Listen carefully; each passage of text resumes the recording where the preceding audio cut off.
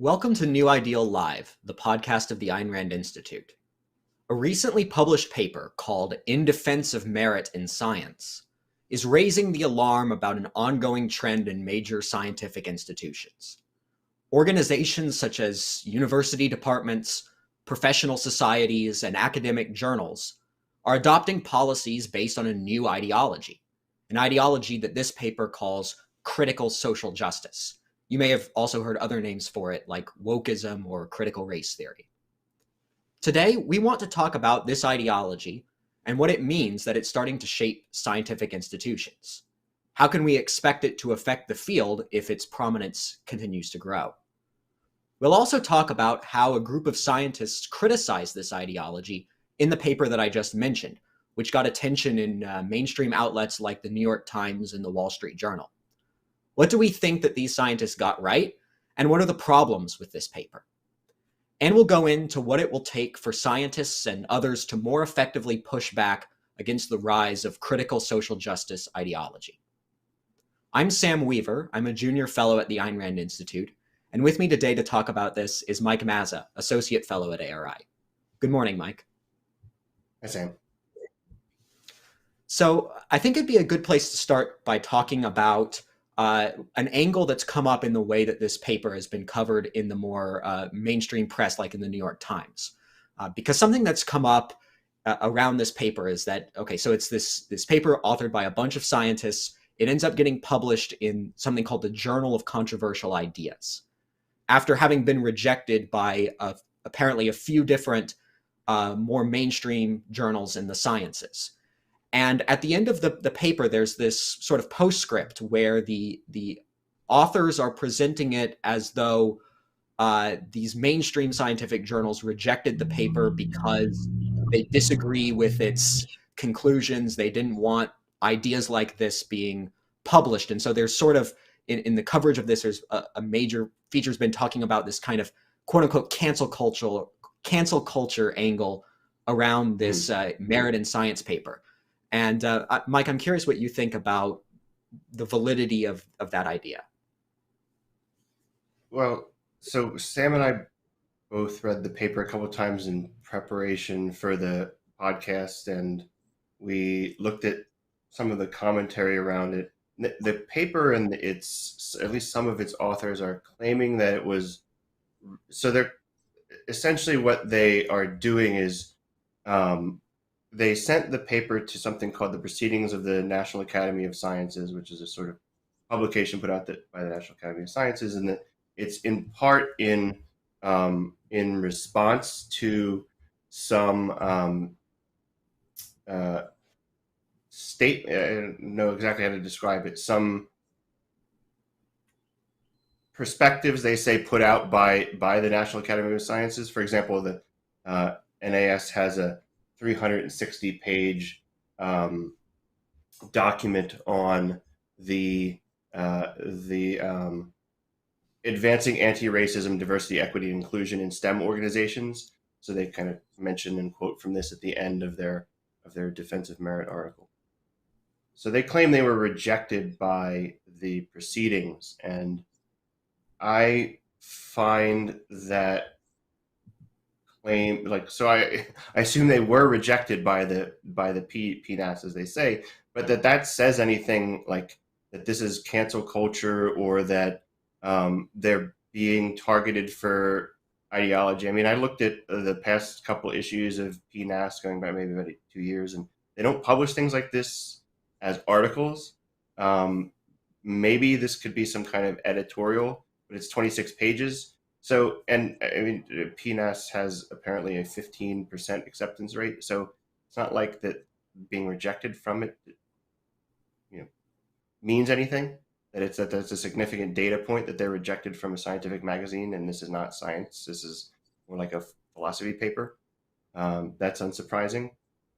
There's also an issue that I think we'll talk about more. Is I mean, to just state my opinion, I don't think this is a very good paper. So I wouldn't think it should be published in a journal like that. So it doesn't surprise me that it got rejected.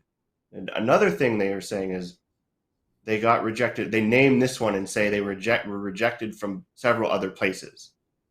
But according to someone who, and according to a article in Prospect magazine by someone who interviewed one of the authors, what the authors did was ask editors of other journals whether they'd be interested in the article, and the editors declined, which is not a rejection. That's not the same process as submitting for review and then being rejected. So there's a lot of, I think, dissembling about what exactly went wrong or what exactly went wrong isn't the right way. What exactly happened in their attempt to publish this?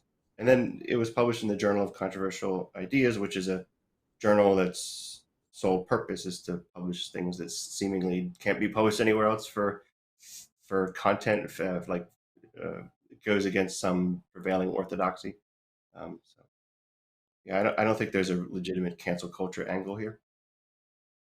Yeah, I agree. We can't really draw any conclusions from what is public knowledge about why this wasn't published in these other places and how this whole process went down. One other thing you mentioned, Mike, and I think we'll get into this more as we get into some of the more specific points, is we have criticisms of this paper. You said you don't think it's a very good paper. I'm inclined at least to say there are some major flaws with it that we'll get into more specifically later. But at this point, I just want to raise the issue of, if we think this is not the greatest paper, why are we talking about it? Why are we bringing it up? And I think that's because it's pointing to a real issue, and an issue that's really important, that has to do with the major institutions of science, with the ideas that that kind of dominate those institutions and guide the policies around hiring and publication and all sorts of things in the world of science. Who gets jobs, who gets published, what comes to a place of prominence in the scientific world. And I think they're pointing to some real issues, some really concerning things that are coming out of this, what they call critical social justice ideology. So it's worth talking about the things that they point out and the possibility of how those things can affect science. And also, I think that the fact that some of the things that we think are not so good about this paper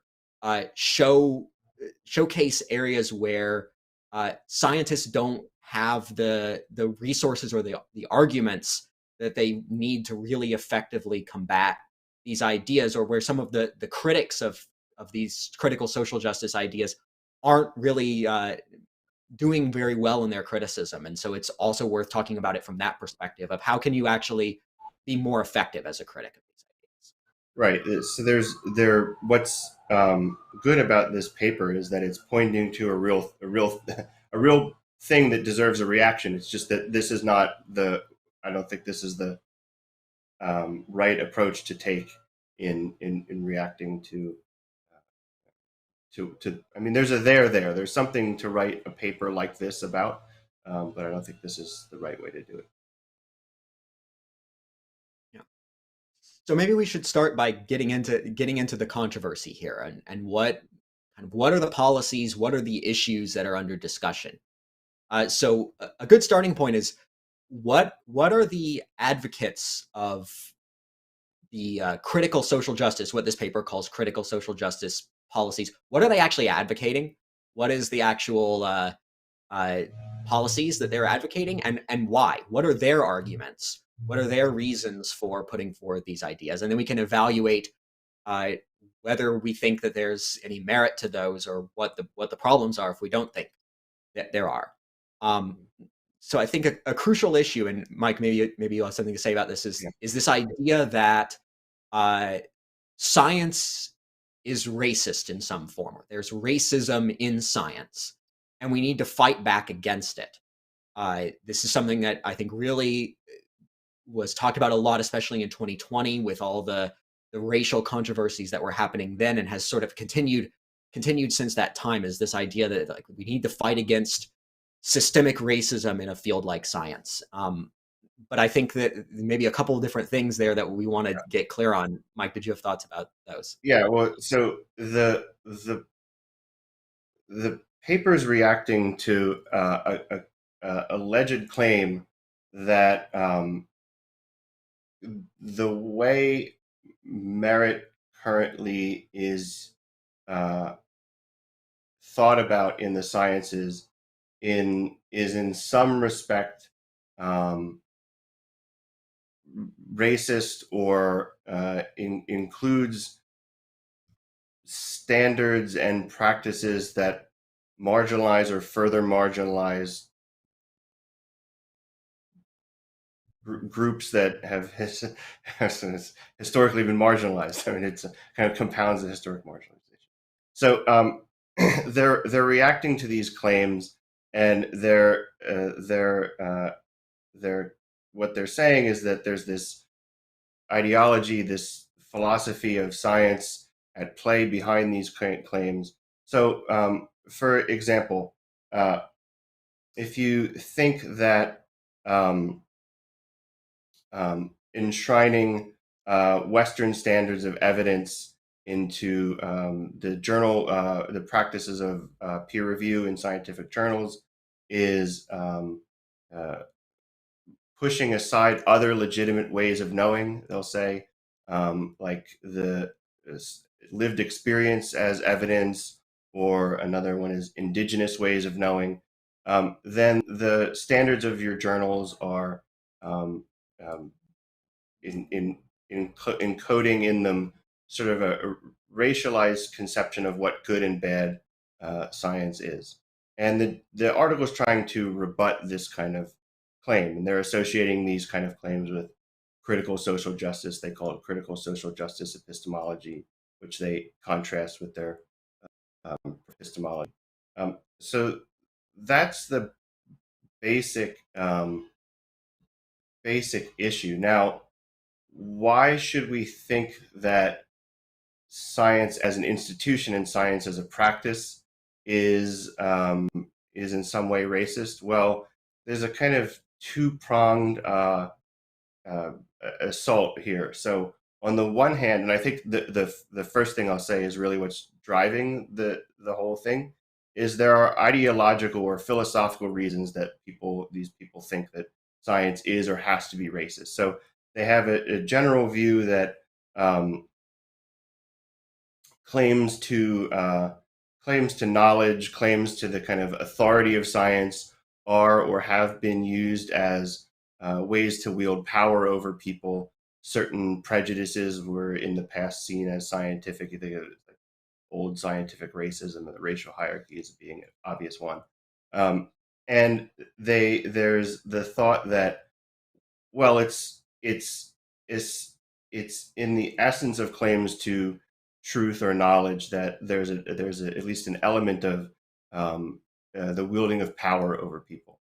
So who currently controls all the institutions and the authority of science? Well, it's generally Western white people. So therefore, there must be some kind of systemic institutionalization of the very power structures that they're concerned about. So science has to be in some way racist. Now, the other prong is to point to actual cases of racial practice and racial bias, and to make the case that, yeah, look, these aren't just one-off cases. These are they give a feeling of there's some systematic problem. So, for example, this is from the example I'm about to give is from an editorial in Science magazine, which is criticizing the defensive merit paper. The author says, more recently, pulse oximeters that measure blood oxygen levels were found to be ineffective for darker skin because they were initially developed for white patients.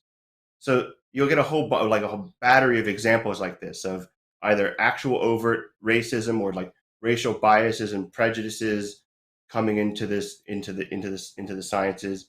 And from that angle, there's a concern. We need to make sure we don't have these biases coming into scientific practice. So you get a kind of two-pronged assault. One is just to give examples of that are easy to accept of racism, and the other is like this ideology at work where it thinks There has to be systemic racism, and the two kind of get packaged together a lot of times.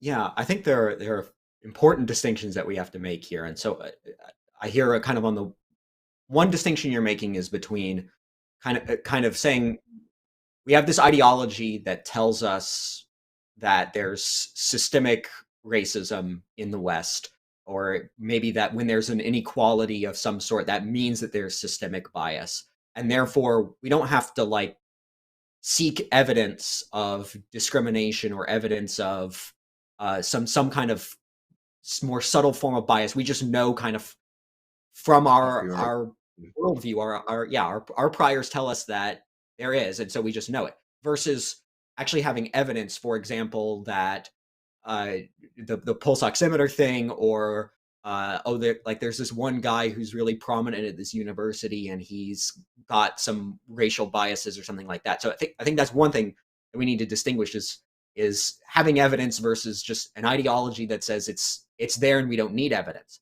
Another issue I think that was coming up in what you were saying is um, there's this idea that scientific practices and thinking that science is good, that there's sort of norms of science, evidence, objectivity, uh, experimental methods, and that this is good. This is the right way to get knowledge in science.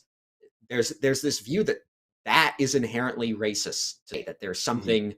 there's some kind of racism inherent in saying that like experimental science using all the methodologies that have been developed mostly in the West is better than like tribal myth. That there's something racist about saying that. And I think we should view that very differently from claims that the institutions that practice science may have some Mm-hmm. sort of racial bias in them, because there we're looking at like is somebody biased, or are there procedures or technologies or questions that have some sort of injustice that is encoded in them, versus a view that is, I think, really radically anti-science, or at least anti uh, kind of the scientific norms that have existed since the scientific revolution, and is saying like there's something wrong with that. I think we should view those claims very differently. One is sort of a empirical question of is there bias? Can we find evidence of it? Let's look for it. And another is like a really fundamental attack on science itself as a methodology of discovering the truth, as like saying there's something wrong and racist about that. Yeah, one of the things that was frustrating about reading the commentary over this controversy with the kind of the lefty tribe and the right wing tribe. So the as you could expect, there's a certain people who jump all over this and agree with everything in the defensive merit paper and want to echo it. And then, as you also expect, there's the people who read this and there's nothing to see here. You know, this is all imagined. One of the things that's frustrated about this dialectic is that in different, but often not very different ways, the two groups will kind of package those two things together. So, okay, there's real evidence of certain historical and present biases in the institutional practice of science, and okay, well, that's that must be equivalent or in some way to the ideology that's kind of picking up on those facts, and then to just throw them one or the other out with the other.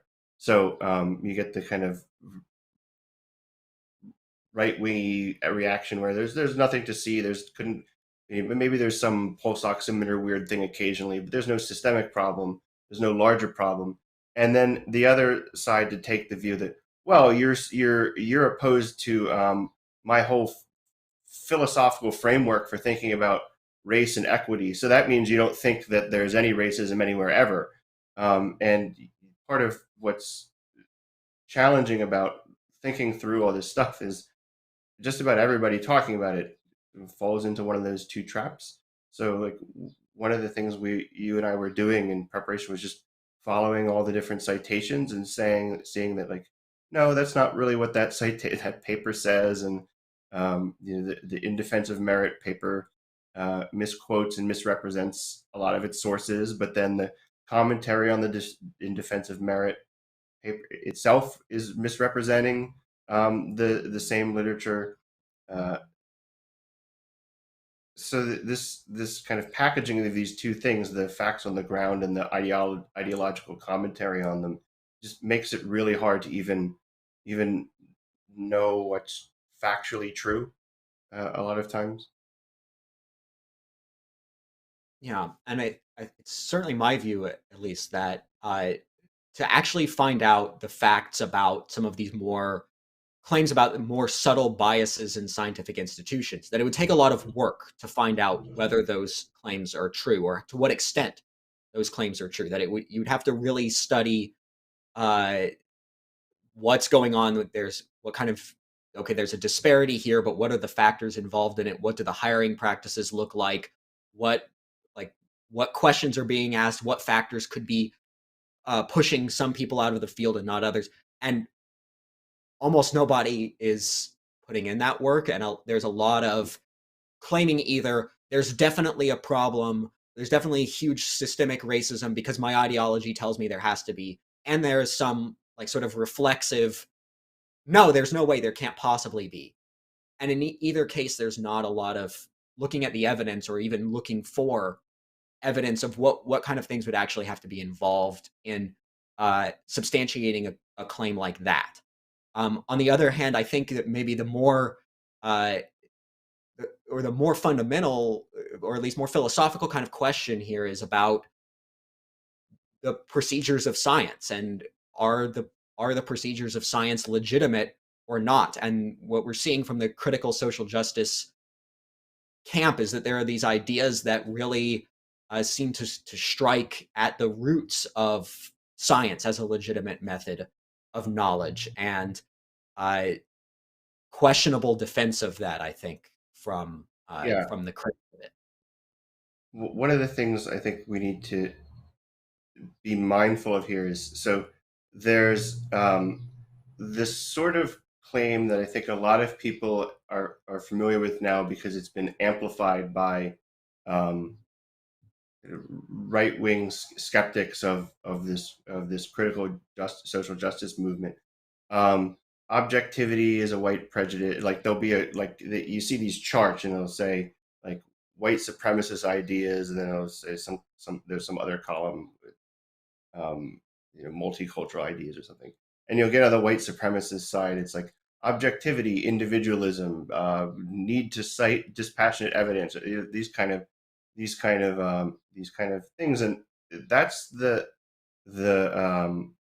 that's what I think is most concerning, is that those more radical ideas uh, about science in relation to say indigenous myths, or sometimes called lived experience, that there's a group of people trying to establish the achievements of Western science and put them like on a par with these essentially prejudices of indigenous groups, or people's kind of anecdotal experience. And what I think the In Defense of Merit paper is good at pointing out is ways in which these more um, uh, radical anti-science epistemologies are seeping into how scientific academic institutions, journals, now professional associations are making statements which draw from this material. And it seems like we're at the stage in which, when it comes to something that's put out, like, for example, this, I mentioned the 360-page document on diversity, equity, and inclusion in in STEM, by the National Academy of Sciences. What you see is the watered down version of the more radical ideas. So it's like 10 years ago, I think just about any of scientific organizations would have scoffed at any, like, even considering any of this. Knowledge is all a power game, and objectivity is a Western prejudice. I would think they would have laughed at that. And for some of the older viewers might remember the science wars in the 90s. There was a similar assault. It was called postmodernism at the time, assault on the objectivity of science. The Sokol affair, if viewers are familiar with that, where a physicist published a gibberish article in a postmodernist journal to discredit them. There's a similar episode 30-ish years ago. And I mean, it seemed to, at the time, to have been squashed dead by practicing scientists. They just had no patience and had no sway on them. And now, 30 years later, we see that professional organizations are putting out documents that have, in at least broad outline, the same kind of epistemological surrender to this idea that science is not really any better than the alternative ways of knowing, as they're called. Yeah, that's what's concerning. Now we're at the like I was saying, we're at the phase in which this is kind of very watered down. So to just give an example of this from the National Academy of Sciences document that they put out, they have a section talking about the nature of evidence. It's called Nature of Evidence, Multiple Methods of Gathering Knowledge. And they talk about indigenous approaches, oral and community traditions, and interviews to capture lived experience. And then the way they describe these different methods, they're very non-committal. There's traditional science, indigenous peoples use models and higher order thinking, they say. What exactly does that mean? Now, if you go into the actual writings of people who are advocating indigenous ways of knowing, it doesn't sound so innocent. It's like they're myths and they're kind of just superstitions and traditions. It's not like it kind of says, well, maybe they have some models of the local botany or something like that. Like, no, it's they're not talking about something like that. But then the conclusion the NAS document draws from this is that oral history and other means of exploring the lived experience of scholars from historically and systemically minoritized groups in STEM offer valuable insights that supplements findings from other kinds of research. These methods should be continued and expanded. So it's like a completely watered down, like they're citing this research or this advocacy of indigenous methods of knowing, but all you get out of it is you don't get any of the more radical stuff about taking superstitions and prejudices seriously the way you do like real empirical investigation. No, what you get is this, well, it sounds, yeah, who could argue with this? If people have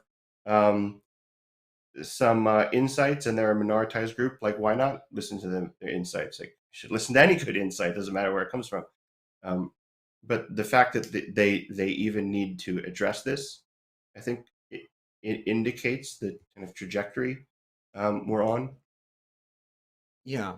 I mean, one example that's worth looking at is the idea of decolonizing science, which is very much in vogue. There was a whole series of articles published by Nature, which is one of the top scientific journals, on how to decolonize science and what does decolonizing science look like.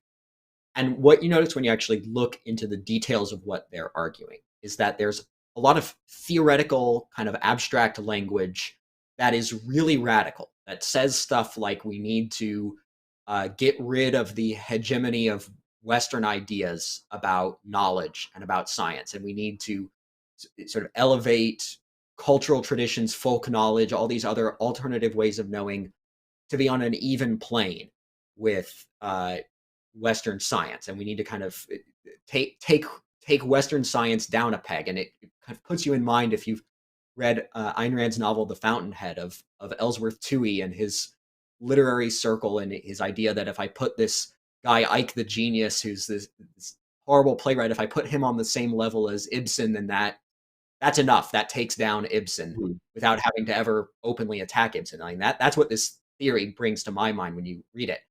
When you actually look at what they recommend in practice, it's very often it is a kind of watered down version. It's like this idea, well, okay, we're not saying like get rid of Newton and Darwin, and like we're not saying any of that. We're just saying like, oh, well, sometimes indigenous people discovered these plants that had medicinal properties, and it turned out they were right, and we should talk about the history of that and these things.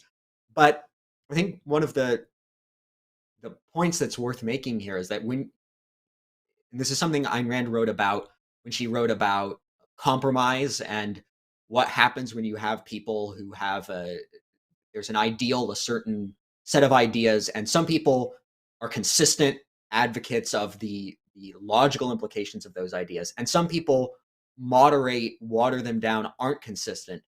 In the long run, the people who are consistently following their fundamental premises will win out, assuming nothing kind of radical changes in the situation. And so that's something that uh, we should be concerned about, even when people are adopting the more moderate forms of these ideas. If people are saying decolonize science, but really it only means like talk about this time when these people discovered a plant that had medicinal properties. Well, but decolonize science, if you look at what that term is actually taken to mean, it means something really bad. And if you get a bunch of people saying, yes, decolonizing science is a good ideal, and it gets accepted into the policies of major institutions, which it is in some cases, that there's, and we should talk about some of the examples of where this is coming up, but we see stuff like scientific journals, university departments adopting these kind of, or giving these kind of statements about their views on diversity that use a lot of the language of this critical social justice ideology, or even requiring job candidates to write these diversity statements affirming these principles, and using whether they affirm those principles or those ideas as a determination as to whether or not they will get hired. Even if what people are actually talking about right now is the moderate, watered down form of these ideas, if the fundamentals are accepted by major institutions, it will continue moving in the direction of the more radical implications that fall out of those fundamentals, which, I mean, my view is are totally antithetical to what science actually is as a rational, objective practice. I mean, if you're going to take the radical ideas and say that like indigenous creation myths are on the same tier as Newton, like that's totally anti-science. Yeah, You don't have that's destruction of the field. Yeah. Um, why don't we?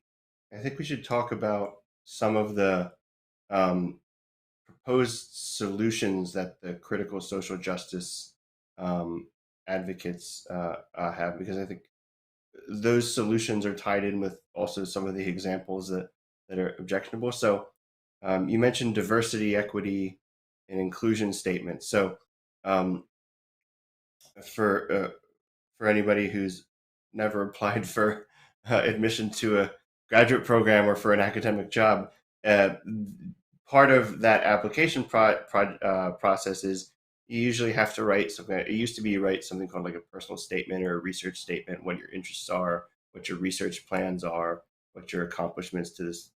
Now it's increasingly common to be required to write what is called a diversity, equity, and inclusion statement. Sometimes they're just called diversity statements. It go by slightly different names, but it'll give, the statements will require you to answer some sort of prompt like, what will you do to promote X, Y, and Z, where X, Y, and Z has something to do with um, uh, including marginalized people from marginalized groups in your syllabus or in what you're teaching, or how will you make sure that the minority students in your class don't feel marginalized further. And that might, now the syllabus part doesn't sound innocent. The how you run your class, I think that's actually a good thing to think about. But the objectionable part is this: what are you going to do to design or teach or do research around promoting some very specific thing, that is the diversity and equity of the student body and of your research. And that's, if it sounds like an innocent thing or a neutral thing, is not. It's generally taken by people writing these statements, and I've had to write these statements as somebody who was once trying to pursue academic employment. That you, if you answered it by saying, "I'll promote the diversity of ideas and perspectives," that is the wrong answer. The right answer is something about how you'll make sure you have a certain amount of, let's say, Black authors on your syllabus. You can't say Thomas Sowell, though, so it's not really about having a certain number of like racial minorities on your syllabus. It's, they want a certain number of things that advocate certain views on socially in vogue topics. So you are in a kind of tricky situation if you don't agree with that way of thinking. You could lie and just say a bunch of BS and get the job, and then you're a liar. Or you could write what you'd actually do, which is, in my syllabus, I have Ayn Rand, and she's not a white male. She's an immigrant. Oh, that's not good for me in terms of getting a job. If you're just a conservative, you could put like Thomas Sowell or some other Black conservative, but that might not be too helpful either, because he's a known like bad guy. So they're kind of these ideological litmus tests that people have to go through in order to be considered for employment. So that's one of the so-called solutions to these problems, is you get just more people working in scientific and academic institutions who have a certain ideology. When we were talking about this, we called these like performative solutions. So you say a certain statement. Some classes, people will start with a land acknowledgement. Now they'll say like, this university is is located on indigenous lands that were, and they'll give the whole history.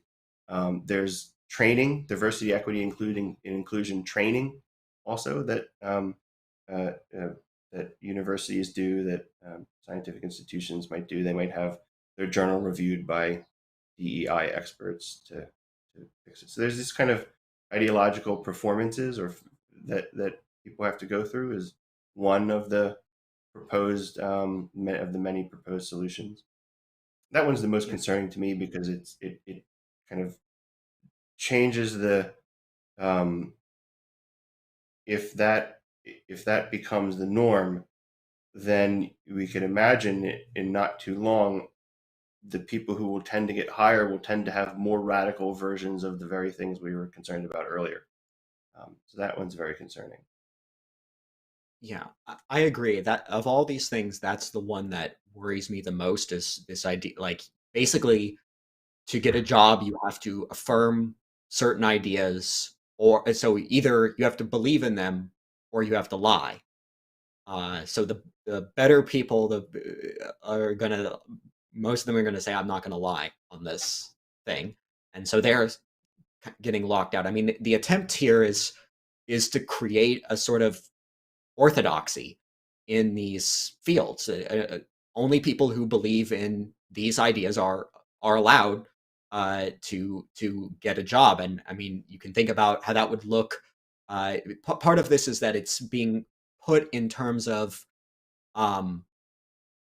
anti-racism or things like that, which sounds like, okay, yeah, you need to make sure that you don't hire a racist as your professor, like somebody who's going to grade students down based on their, like, okay, so that gives it a veneer of plausibility.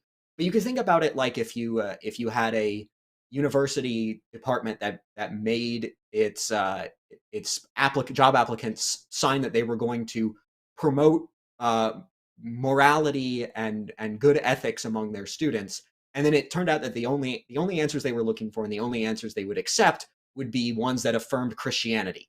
as like that's what I'm going to do to promote good morality is I'm going to, you know, We don't teach have them to. about the Bible. Yeah. Like And you we don't have to like imagine that. There's plenty of colleges that are like right. there are a number of Catholic colleges I didn't apply to for jobs because you had to sign on to their mission statement, which is just Jesuit, Catholic. You know. Yeah. And, Um, and that connects I think that connects into an issue that I think we have to bring up whenever we talk about this stuff, which is that okay, yeah, there are like Catholic colleges or colleges based in various religious traditions, and I think we agree that like we would not want to work at such a college that we think it's there's something really wrong about. You have to affirm these religious beliefs to be a professor, but those colleges are private colleges. mm, Uh, for the most part, there's issues with entanglement, which we'll get into with government funding. But if we're talking about a really private Christian college, okay, like that's an institution that can have policies that we disagree with, promote an orthodoxy around ideas that we think are wrong, and our answer to that is okay, we will not affiliate with that institution. We'll affiliate with one that we agree with, or at least can you know can in work good for, yeah. conscience work for, or we'll make our own if we need to. But the thing is, in the sort of mainstream universities and institutions, is that this is a heavily government controlled sphere. There's this sort of establishment in academia that's consists of either institutions that are explicitly government run institutions like public colleges and universities, or institutions that are heavily influenced by government funding, government grants. I mean, Mike, maybe you can speak more to the specifics of this, but my impression is that it's almost everyone in the sciences in the US today it relies on government grants. And Well, that creates yeah, sure. at some point, so just about every person who's a scientist at some point has touched something very good. So just getting your PhD from university. I mean, university, even the so-called private universities, they're heavily subsidized through the student loan program or through grants, research grants from the government, the national both in the humanities and in the sciences. So, I mean, if you've got a PhD, unless you got it from one of the very small number of universities that has absolutely no government, and even they don't even take student loan, subsidized student loans. Um, you've been involved in some way with the government, and then I mean, there's um, research grants for different kind of, especially medicine. Um, there's research grants, but there's also mm, there's also a kind of back and forth for a lot of people between academia and the so-called private sector, like they'll call the private sector versus academia. And that is, you do joint research with people, or you're a professor for a while and then you make a startup, or you're in the private sector for a while, then you get older and you kind of want to like take a step back and you go into teaching.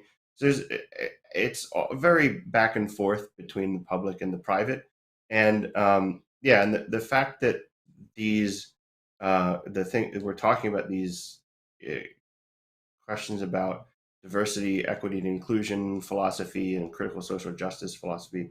Like if we had a completely privatized system of education and there was no state funding of science, I think my attitude would basically just like, if you believe that stuff, go do your own thing. You'll fail, and none of us will have to think about it. But because there's a attempted institutional capture going on amongst this critical social justice crowd in the sciences, then it's something to be concerned with because of the way things are in the United States. There's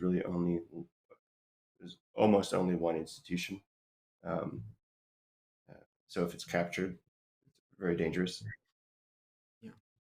So, looking at our time, I think we should take a few minutes to talk about like where we think this ideology is coming from, why it's got the power that it has, and then say a little bit about um, combating it.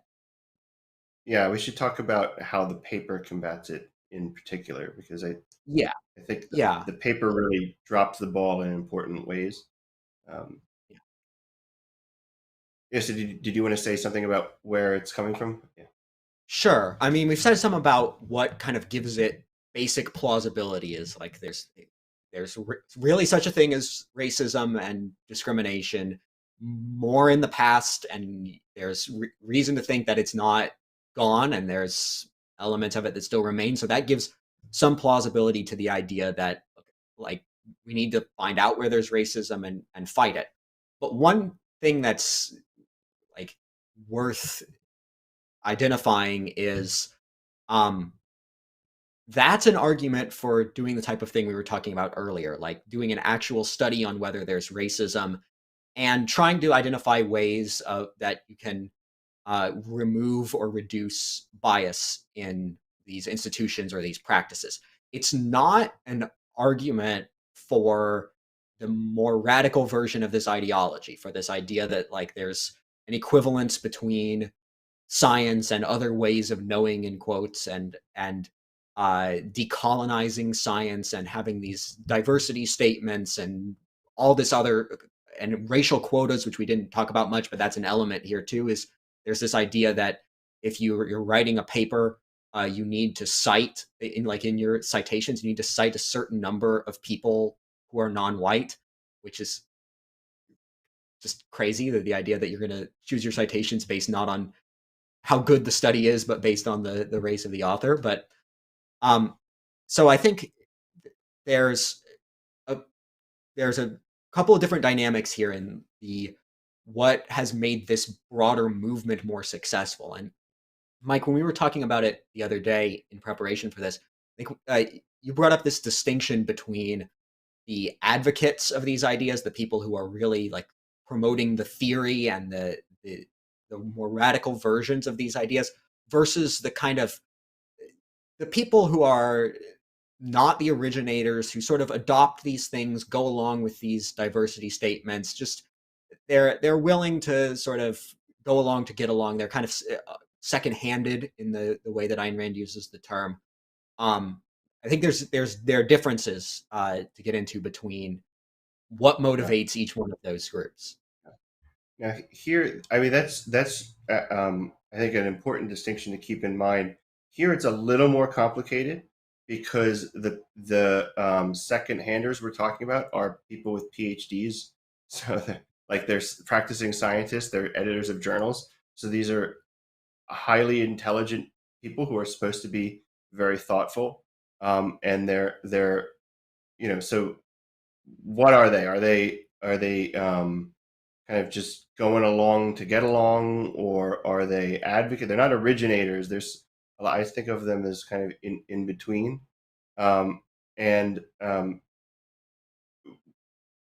one of the something that's going on here, that is giving it's like a wedge for the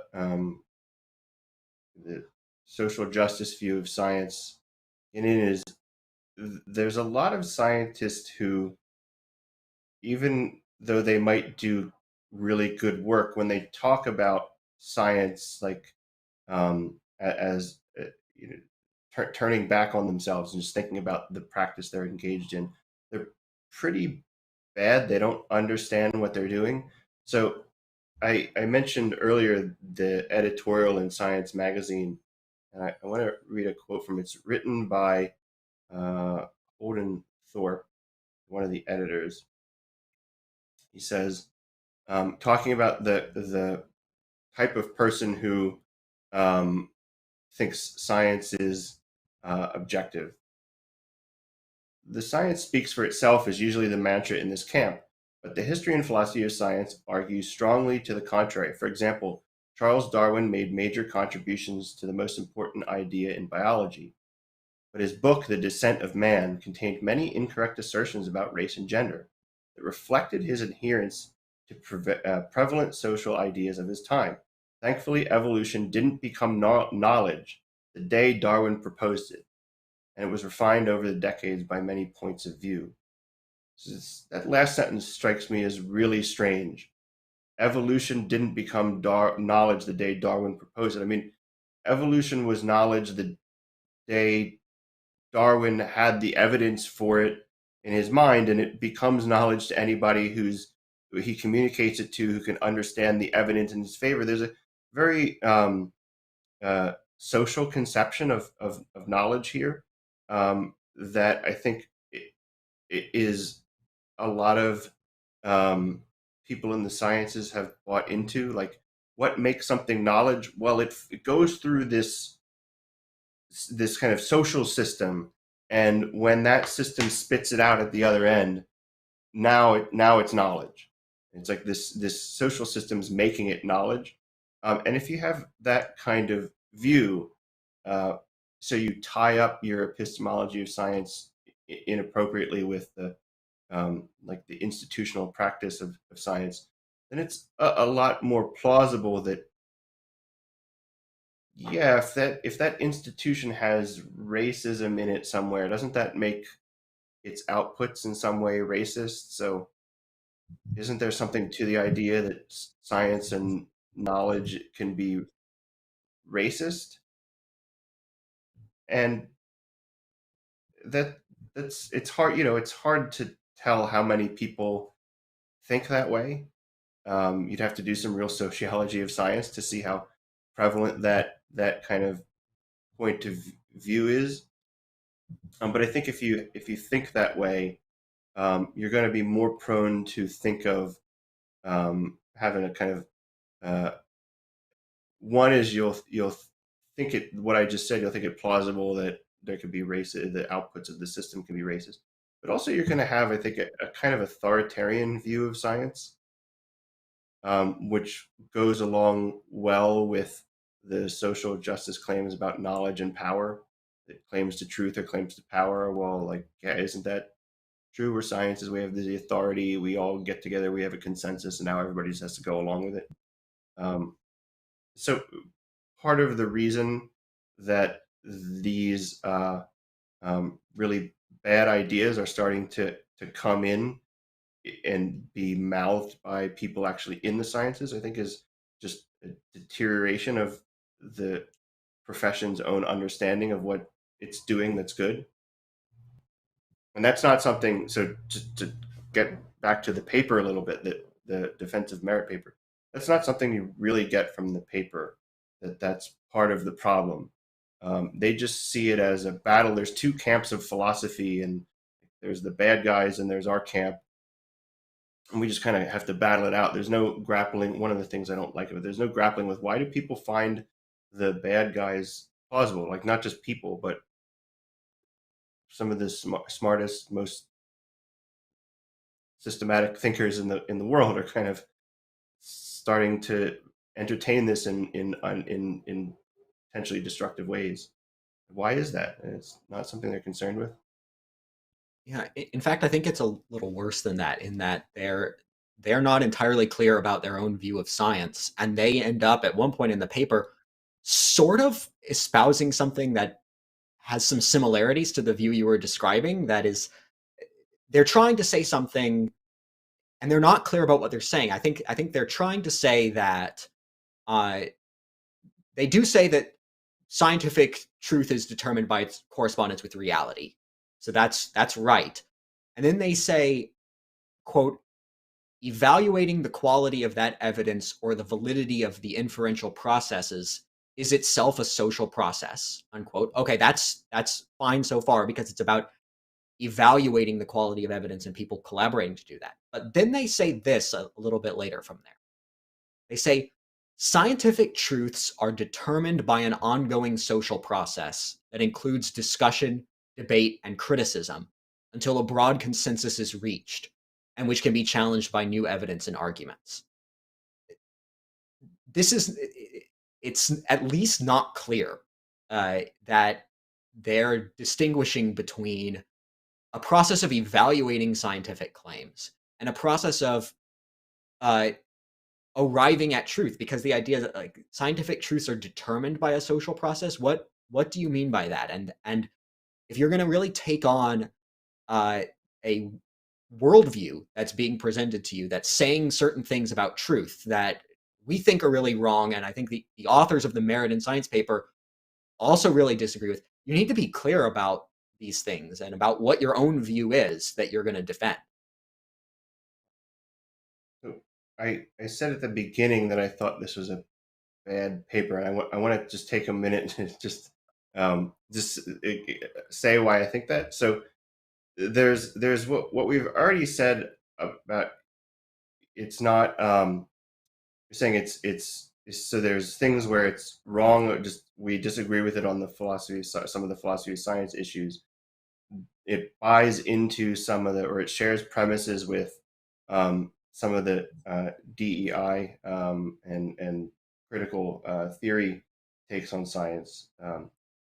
But even apart from that, I think it's not even good on its own terms. So it's a defense of merit in science, and I don't know exactly what they think merit is or who they're defending it from.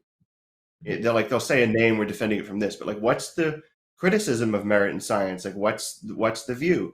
So I looked at some of the material that they're supposedly kind of like reacting to this National Academies of Science paper, and the thing they quote in the defense of merit paper isn't really an accurate description of what the National Academy of Science is concerned with concerning merit.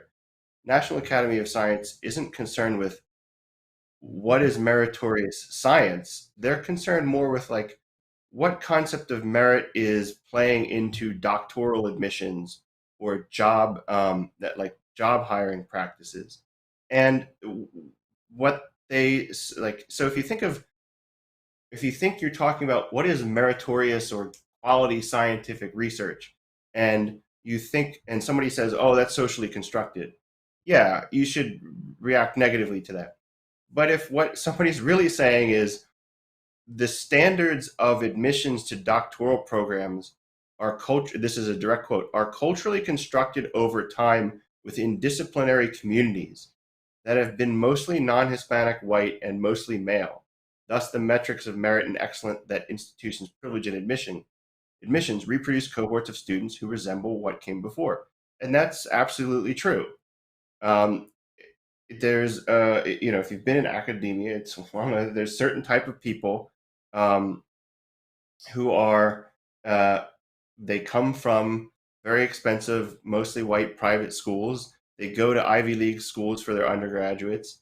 They get Ivy League PhDs, and then they get jobs at the top places. And there's like, you talk to them, and they're no smarter than anybody else. They're no, well, what's going on here? Why do they get all the good job? And it's because there's this kind of standards of prestige, institutional prestige, and like you have the right people writing you letters of recommendation. That's all part of the doctoral admissions process. That's all part of, like, not on paper part of the process, but everybody who's been involved in it recognizes that admissions and jobs, it's sort of like 40% like, are you good at this, and the rest is kind of, some of it's to chance and some of it's to just like who you know.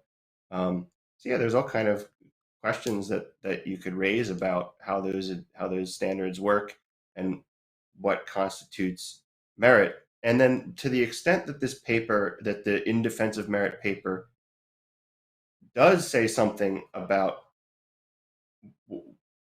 merit, even though it's not really well defined, it doesn't address any of that kind of concern. Because if you say, well, hiring or doctoral admissions should be based entirely on, let's say, where you get published, or how many publications you have, or some metric of citation, like your paper gets cited, so there's numbers to measure how influential papers are. that doesn't answer any of the questions that these skeptics have raised. For example, it was known to me, I had a friend who had a prominent advisors in philosophy, prominent named advisor who edited one of the top journals in philosophy. And it was just known amongst his students that they all got one free one in the top journal. So, I mean, that doesn't, it's still, and you can imagine that, in different versions of that multiplied across disciplines. It can't just be philosophy. So you could raise all these questions about what exactly are the standards for admissions. You could just raise them again for publication standards and who gets what grants. So there's real questions to ask about this, and some of them have to do with just the demographic. Everybody's male, so you get the impression that this is like a boys' club and that alienates certain people. But we want the best scientists, some of whom will be women. So can we do something that, even though everybody now is a bunch of guys, like, can we make this seem not a boys club? Like, that's a perfectly legitimate thing to talk about. They're not even acknowledging those kind of concerns. So there's a real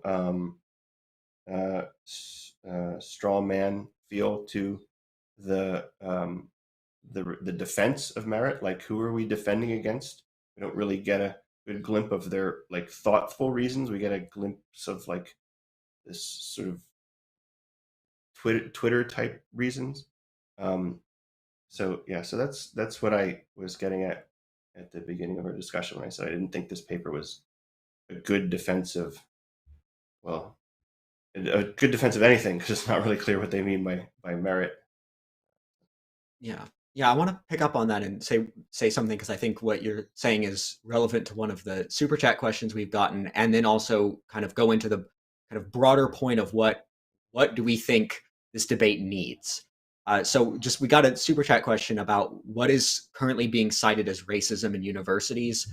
Why is DEI necessary? So thank you for the super chat donation, by the way. I think that, like, what Mike is bringing up is that there are all sorts of like cases where people experience something that's a process that's not fair, that has biases, that's determined maybe by who you know or by some person's kind of like weird personal preference. And there's an argument that I don't think we should just dismiss out of hand, that those sorts of personal biases can add up in the cumulative effect to being having a racial effect. In other words, that if it's about who you know, and who you know, like who knows people is more white people than it is non-white people, that's going to have an effect in the aggregate.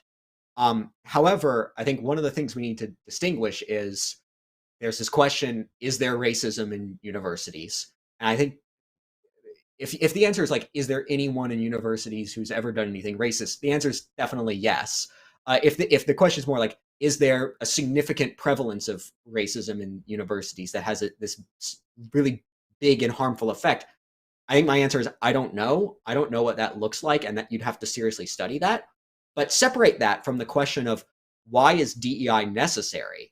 Well, if the idea is DEI in this critical social justice way, that's not a real solution to, even if there's real racism, to say we're going to now have racial quotas and we're going to decolonize the curriculum and start teaching mythology, and like that's not a real solution. Even if there's a lot of racism, that would not be a real solution to it. So that's one of the things that you have to really get clear on and differentiate those questions, which I think that the paper gestures at differentiating, but doesn't really do enough for this to be credible as a defense of merit against these criticisms. And then I think the broader point, or do you want to say something before I go to the broader point? Yeah. Well, I was one of the things that we've said a couple of times is that, in our view, that when we're thinking about like the ideology here, the critical social justice epistemology, the critical race, that really what it's really about is like Sam was saying earlier, the Toohey strategy, um, putting like good work like Newton on par with the tribal superstitions. Just one reason to think that's what's going on here. Sam, what's the name of that school in New York? The Thomas Jefferson, is it the technical school that is very difficult to get into? It's a high school. I'm blanking on the name, but they've been in the news recently for having removed certain kind of standardized tests for admissions. One of the most desirable schools to be admitted to for if you're into science and you're a gifted kid, and it's a New York public school. And they removed this kind of standardized admissions test because they didn't like the demographics of who was being admitted. It was a big chunk of Asian kids and white kids, and then a small amount of people outside of those groups. And they removed that in favor of the a different system that would produce some more racial demographic equity. And there's also a similar movement to remove SATs and GREs from GREs for graduate school from admissions. And that kind of standardized testing, I mean, if you have no connections, you don't come from a remarkable private school, you don't know the big shot professors, or you come out of community college or your local university. What's the one thing you can do to really overcome that? Like if you get a crazy good SAT or GRE scores, you're at least going to get noticed in the admissions process. And there's more than a few people who they're accomplished scientists, they're accomplished researchers, whatever, that they come from a background like, yeah, if it weren't for the SATs, I would have never got into Princeton because I just came from, some junky public school in the city. And so that nobody cared about my grades, don't mean anything from that school, and nobody is interested in my teacher's letter recommendations. But I got crazy good SATs. So if you want a system where you're making sure you're getting all the really good, talented people, like some of that should be something like a standardized test. At least that strikes me as the most one of the reasonable ways to make sure there's no discrimination in admissions, having kind of a blind form of evaluation. And they're against those kind of things. They're against the very things that might help a person of exceptional ability from a marginalized group is an SAT score or a GRE score or maybe some superior alternative. But instead, what they'll replace it with is racial quotas. So maybe that person of ability will get captured by that.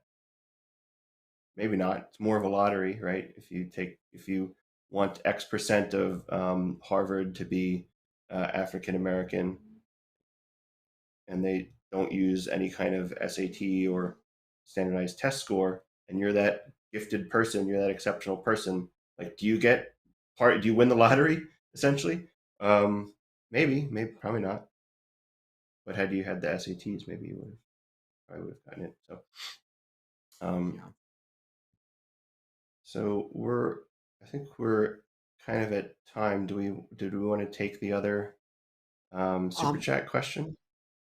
I think we can take that briefly. I think we should say something about what I think we need to say something about what is needed to improve the situation. We can make this point briefly, I think, but that what comes across to me when I read the merit in science paper is that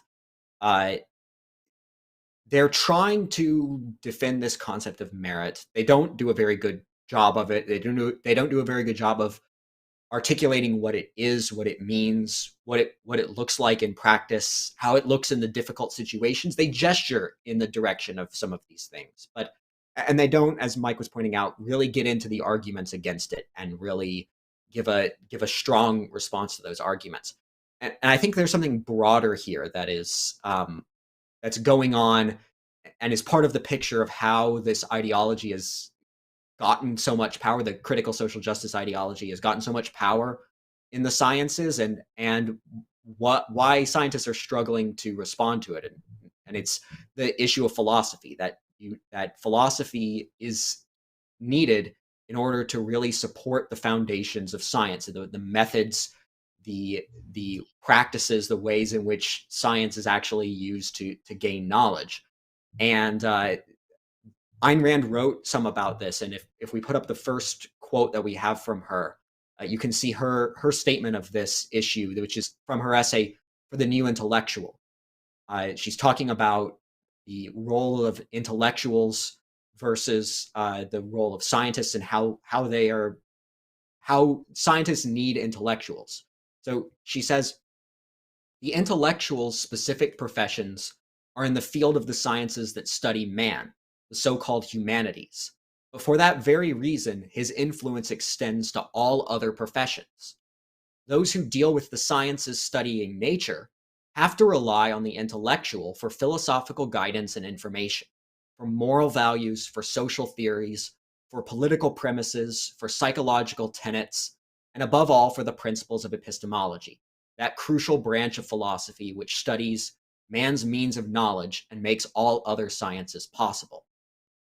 End quote. And I think really the issues that this paper is trying to get into about what is the merit of a scientific finding, how do you determine what's a good finding, who's a skilled scientist, these are epistemological questions that philosophy really informs. And then there's another point that Ayn Rand made often, and I think if we put up the second quote, we can see one place where she made this point in an essay called From the Horse's Mouth. Her point is that there's she was making this point in the 1970s in this essay, but I think it's still very much true today, that there's a real disparity between the sciences, the state of things in the sciences, how rational those fields are, versus the state of things in philosophy and the humanities. Here's what Ayn Rand wrote. She said, "Now observe the breach between the physical sciences and the humanities. Although the progress of theoretical science is slowing down by reason of a flawed epistemology, among other things, the momentum of the Aristotelian past is so great that science is still moving forward, while the humanities are bankrupt. Spatially, science is reaching beyond the solar system, while temporally, the humanities are sliding back into the primeval ooze. Science is landing men on the moon and monitoring radio emissions from other galaxies, while astrology is the growing fashion here on Earth, while courses in astrology and black magic are given in colleges, while horoscopes are sent galloping over the airwaves of a great scientific achievement, television." End quote. And that really rings with a lot of the things that we talked about today to me. I mean, the stuff about decolonizing science, in quotes, bringing in indigenous tribal myths and teaching those on a par with science.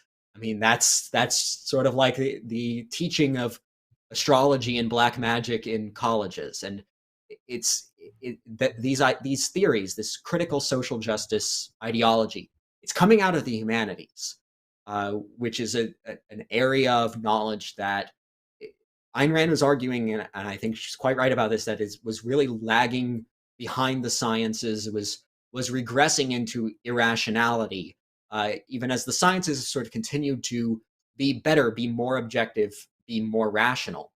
And but if you think back to the previous quote, her point that science needs philosophy and needs the humanities to give it its moral values, its social theories, its principles of epistemology above all, I think the picture that you get is, well, what is the state of the sciences if the humanities collapse into irrationality? And I think it's that the sciences, if they've institutionalized some good practices and good policies and good ideas, it can keep going for a while. But without sort of the philosophical foundation that it needs, once it comes under attack from an ideology like critical social justice, that's really striking at the root of the foundations of science in its epistemology and its morality, without philosophy, without rational philosophy, science is kind of left defenseless, or left with, I think, what we consider weak and inadequate sort of defenses of the type that we saw in the paper that we talked about today. Yeah, it's to echo that.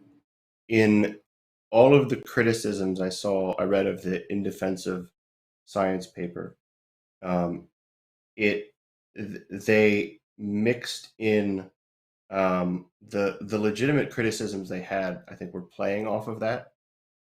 That is that the authors of these papers don't have a clear conception of what the sciences are, and they can't even define a concept like merit. So it just, now those are legitimate criticisms, but then they'll go on to just, okay, so that we could just dismiss the whole concern with the social justice epistemology, because these critics of it aren't very good.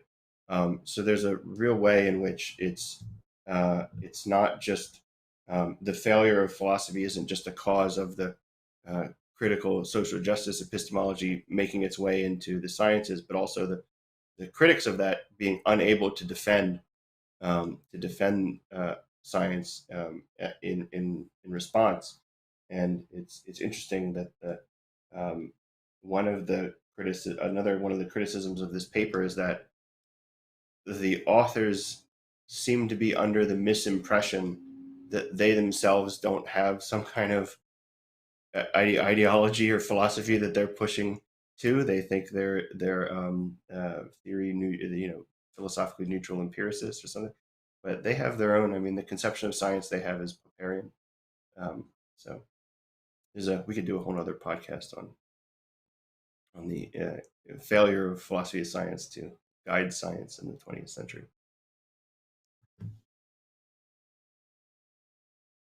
Okay, I think we're over time. Do we want to take those 2 super chats real quick? Yeah, let's do this quickly. So there's one that asked us, if science is racist, then why does the claim 97% of scientists agree that climate change is a major threat taken seriously? So I think, in other words, the question is, if there's people who think that science is racist, just as a discipline, as a methodology, why do people take seriously like certain claims about what scientists believe? And I think these are of the type of like the trust the science kind of claims. And Mike, let me know what you think about this. But I think the people who very seriously believe that science as a methodology is racist are different people from the people who very ardently want to trust the science. Even though they're both sort of people who are on the political left, generally speaking, I think the people who ardently believe that science as a discipline is racist are the type of people who want to go back into like tribal mythology beliefs about the world or something like that. Now, there are people, I think, who believe both of these things, but don't take one or both of them fully seriously. Like, there are people who believe in sort of the more moderate version of the more kind of moderate, inconsistent version of the science is racist view, who also like say we should trust the science. And I think there they take the science as racist thing to be something more about the issues of like, is there discrimination in academia? And then say that doesn't necessarily, well, I've got this scientific finding that there's not necessarily a conflict. Yeah, in this case, like if you're thinking about climate science, there's also reasons why they wouldn't want to, because climate change is being used as another, like, look who's causing climate change. Well, it's mostly the white West, and it's harming indigenous groups and all this other. So it's climate science is itself being used as a uh, uh, further evidence of the evil of the West, like climate change. So there's reasons why they wouldn't want to do that. Just, it might be inconsistent, but there's a kind of motivational logic there to it. But I think we should clarify. I don't really think people are saying any any scientific theory is racist. They're saying the practice itself has racism in it. So you'll see it manifest in some theories, but not depending if it's a theory about a human being, like if it's a theory about humans, human biology, medicine, that example about the measuring device that couldn't read through dark skin, like those are those are where you're really going to see, like, yeah, there's racism here. There's some kind of racism in the content. But when it's, about neutrons or climate or something like that's human cause, but the climate is just the climate. It's not. So I think that's probably why you see less of it there. Like I haven't seen any physics like the theory is racist. I think I've seen some things about the practice is, but not the actual content of the theory. So the other question we have is, why don't people see that affirmative action is racist? Well, if you by people you mean the people who are on the more social justice side, I don't. You have to keep in mind that their view of racism is probably different from yours.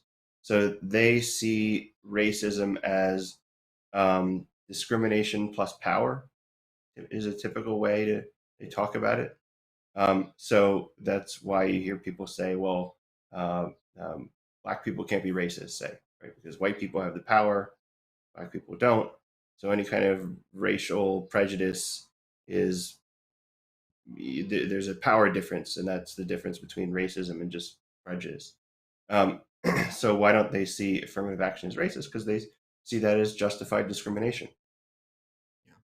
And I'll add that this is another area where philosophy is really beneficial to answer arguments like this, because if you just think like, here's my definition of racism and here's your definition, and like, okay, it's just different definitions, how can we know who's right?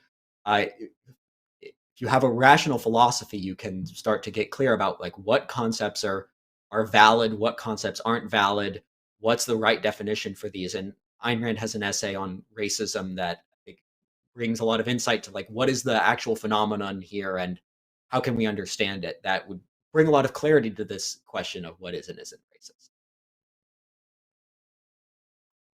Okay, thank you for the super chat questions. We Yeah. appreciate it. Yes. Thank you, everybody. We should go ahead and wrap up now. Yeah. So thanks for watching today. What is the first slide that we have? Here we go. Okay. Next week, yes, our next week's episode is a preview of OCON 2023. We'll hear about some of the topics that you'll hear about if you come to OCON or register to view it online. So that should be exciting.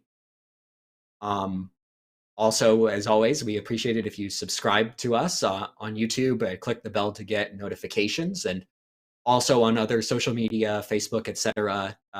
Liking and sharing episodes always helps bring more attention to this. So if you liked what you heard, we appreciate it if you do that. You can also always email us if you have feedback or questions or ideas for other topics we can cover on this podcast. You can write to us at newideal@aynrand.org. We read all the messages sent here. We respond to many of them as well. All right, that's it. Thank you for watching, everybody. And thank you, Mike. Thanks, Sam.